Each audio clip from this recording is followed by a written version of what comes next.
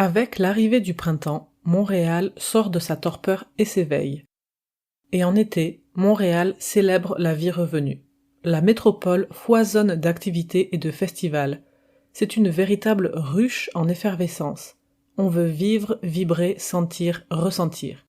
Et il y en a pour tous les goûts. Les amoureux de musique seront servis. D'abord, vers la mi-juin et pendant une dizaine de jours, Montréal vit au son des francopholies.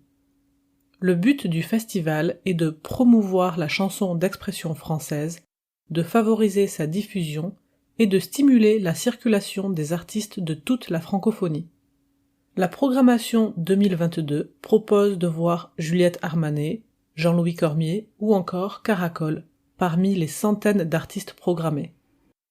Si vous préférez l'électro, chaque dimanche de fin mai à début octobre, venez vibrer en plein air au son des artistes du pique-nique électronique au parc Jean Drapeau. Quant au Festival international Nuit d'Afrique, depuis 1987, il ravit les passionnés de musique africaine, caribéenne et latine. Les éditions antérieures ont accueilli des artistes tels que Femi Kuti, Youssou N'Dour et Salif Keita. Ceux qui préfèrent les arts visuels et urbains ne sont pas en reste et se réjouissent chaque année de l'arrivée du festival Mural. Les murs de la ville entière témoignent de sa riche histoire de peinture murale. Chaque coin de rue cache des trésors de peinture urbaine qui regorgent de couleurs. Voici quelques artistes de l'édition 2022.